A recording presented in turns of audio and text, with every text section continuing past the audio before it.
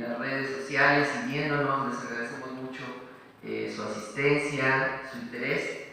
Estamos en nuestro último día de este encuentro de investigación, segundo encuentro de investigación dancística NASUL Valle Castañeda. Hemos tenido unas mesas muy interesantes y seguramente el día de hoy no va a ser la excepción. Así que vamos a dar por iniciada nuestra mesa 1 del día de hoy, que tiene por título Danza, Poder y Política. Vamos a tener un pequeño cambio en la programación y vamos a pasar primero a Jorge Gutiérrez Salazar. Él nos viene a presentar el tema Danza, Transmodernidad y Necropolítica. Recordamos un poco cómo estamos trabajando. El ponente tiene entre 10 y 15 minutos para realizar su presentación. Vamos a pasar primero a todos nuestros ponentes y al finalizar haremos una ronda de preguntas y respuestas. Entonces, Jorge, por favor, te damos la palabra. Gracias. Antes que nada me gustaría agradecer la invitación y bueno, para exponer este texto voy a hacer uso de un video. Y para comenzar me gustaría realizar la siguiente pregunta: ¿qué es un cuerpo?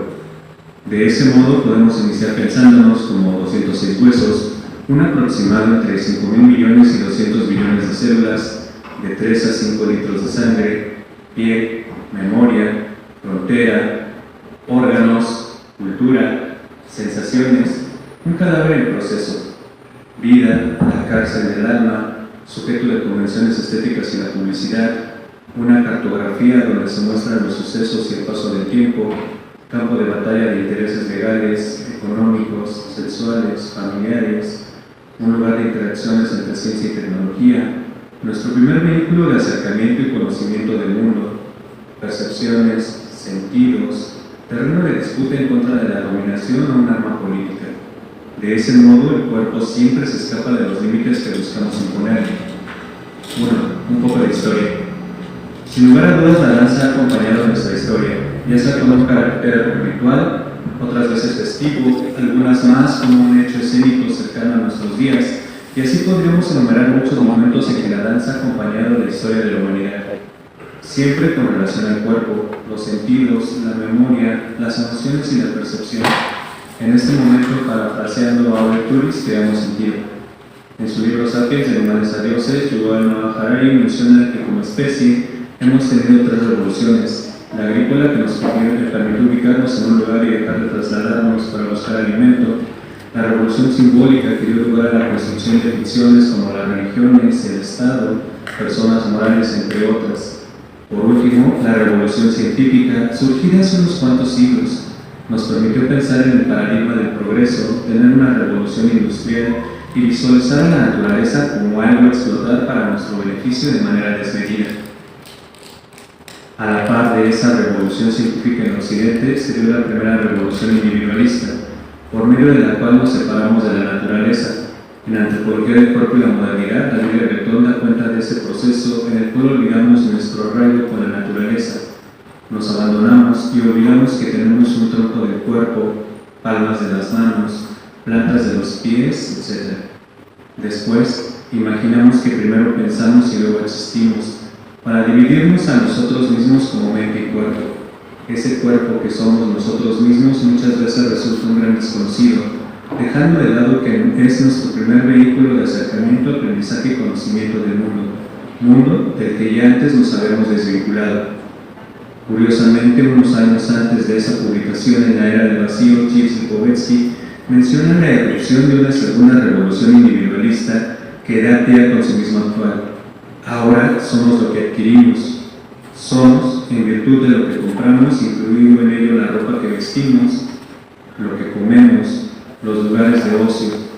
Si esto no fuera suficiente, David Graeber nos menciona que muchos de nosotros vivimos para realizar trabajos de mierda, en donde surgen narrativas que justifican esos empleos, coaches que nos ofrecen búsqueda de sentido, actividades que carecen del mismo, y mientras nos acercamos a la cuarta revolución industrial que amenaza con dejar sin empleo a millones de personas producto de la globalización. Estamos cada vez más cerca del poshumanismo, así como una serie de cambios y una nueva cara del capitalismo, más allá del rostro verde, del rostro humano, del salvaje, del corporativo, del libre mercado, del económico social, del Word, entre otros. Regresando al punto del cuerpo, el mismo fue sometido con una máquina dócil y eficiente para dar lugar a su inserción controlada en un sistema de producción y el paradigma del progreso. Desde el marxismo podemos señalar que se deja expuesta la vida de aquellos que únicamente tienen su fuerza de trabajo, pues 86% de la riqueza del mundo está en manos de unos cuantos, así que los que venden su tiempo y su energía vital son presas de la despolitización de la propia vida. Dejamos de vivir en el aquí y el ahora consciente para asumirnos a relatos de eficiencia, de emprendedurismo, en una sociedad sentada y de cansancio, en donde el estrés, la ansiedad y la depresión aparecen como un dispositivo biopolítico. Lo corporal aparece como una área oscurecida dentro del pensamiento dominante y por lo tanto lo considera un territorio de resistencia y disputa en búsqueda de creación de una vida que sea digna de ser vivida. Con los sucesos del mundo actual que brindan oportunidades de pensar en un mundo multipolar, surgieron posibilidades que se han extendido a campos de actividad que en su momento no se visualizaban como tales. El contexto de la danza actual es el de una interrelación de paradigmas entre los que puedo nombrar el clásico, el moderno, el posmoderno y por último el transmoderno, que son formas de mirar y bailar el mundo, de tener algo que decir a través del lenguaje corporal y a últimas fechas desde la transmodernidad, entendida esta última desde la decolonialidad como una forma de expresión y resistencia desde la periferia, que critica y busca su lugar en el mundo. 2. El cruce de paradigmas. Para dar cuenta de esta idea voy a utilizar 3 momentos estéticos y uno filosófico. Un primer momento estético apelará a la conjunción belleza-arte y para definir algo como arte se buscará que el objeto o producto artístico tenga características de simetría, armonía, proporción, trascendencia, etc. De este tipo de estética tiende a ser más objetivista y fue el pensamiento dominante en el arte durante la llamada modernidad. Será una estética de la belleza relacionada con el ballet escénico. La estética de la expresión surge a principios del siglo pasado de la mano de las vanguardias y en ella entran en mano categorías como lo violento, lo grotesco, lo feo y absurdo. Se busca que la pieza artística exprese algo sobre la subjetividad humana. Este tipo de estética permite cierto relajamiento con respecto a la anterior, pues su finalidad es expandir fronteras y dotar de nuevas posibilidades. Podemos relacionarlo con lo que se entiende como danza moderna. Un tercer momento tiene como características el cuestionamiento de las espacialidades que legitiman una obra, así como los usos convencionales de esos espacios, para dar lugar a la descontextualización de objetos para participar en procesos de resignificación. Hay una crítica a la concepción del objeto artístico para dar paso al cuerpo como protagonista de las prácticas artísticas. Y de igual modo hay un replanteamiento de la relación artista-público. Esta estética de señalamiento podemos relacionarla con lo que se entiende como danza posmoderna, surgida después de los años 60. Para Rosa María Rodríguez Mata, la transmodernidad es la construcción de un metarrelato cuasi moderno derivado del cruce paradigmático entre lo moderno y lo posmoderno, en donde la multicromía, el pluralismo, la complejidad y la hibridación nos llevan a una nueva configuración de los saberes. Para Enrique Dussel, el mismo concepto apunta a un proyecto transversal a la modernidad-posmodernidad. Está antes de la modernidad y a la vez la trasciende, siendo una categoría de exterioridad que pretende sacar a la voz propia de las culturas no europeas u occidentalizadas, es decir, pensar en términos de coloniales. 3. ¿Hacer danza implica resistencia política? La pregunta me parece bastante pertinente en tiempos en donde se estetiza la realidad, la política y lo político. Para comenzar a responder esta pregunta, comencé recordando que para vivir en esta sociedad comparto un vocabulario de movimiento que en muchas de las ocasiones es limitado si lo comparamos con aquel que desarrolla un bailarín en el que profundizamos a ser coreógrafos.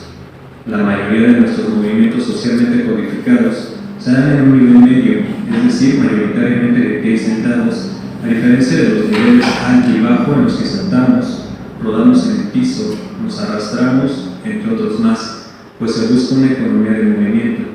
De igual forma, sucede con lo vocal. Por ejemplo, Demetrio Stratos, al investigar sobre la voz antes del lenguaje, miró a su hija pequeña y observó que la voz humana, una vez asimilado el lenguaje, se limita a 3 escalas, dejando de lado toda una gama de posibilidades. Una reducción similar de usos y movimientos sucede con el cuerpo socializado, que va interiorizando diversos roles a lo largo de la existencia biológica y social. A lo largo de la vida se van creando huellas que dejan cicatrices en nosotros, y ese es el soporte de lo que llamamos subjetividad. Ese cuerpo limitado y con huellas siempre se encuentra forcejeando con los discursos que lo atraviesan para desanudar el deseo de ese gran otro lacaniano. Pero esto lo nombro desde un grado de reflexión y conciencia, así que sin ese grado de conciencia tampoco podría pensar en la resistencia. Pienso que la conciencia desde este ámbito de la vida social se da en el cruce de corporalidad a corporeidad, de pensar en tener un cuerpo a ser un cuerpo en constante construcción, pues desde la corporeidad, desde esta modificación a la noción de cuerpo de Spinoza, en la que somos un conjunto de discursos encarnados que afectan y se dejan afectar, con la capacidad de sentir y expresar, bajo esta capacidad de mediación y empuje pulsional, es que considero puede surgir aquello que Roberto Espósito denomina comunidad, y en donde plantea alejarnos de lo común y compartir en términos de diferencia. La comunidad, sin comunidad, para así unirnos en lo que nos diferencia, articulando el conflicto interno del otro y con los otros, afectando y dejándome afectar, mirando y creando posibilidades de lucha y resistencia ante un mundo que hoy nos toca vivir. Un mundo de hacer vivir para dejar morir. Muchas gracias.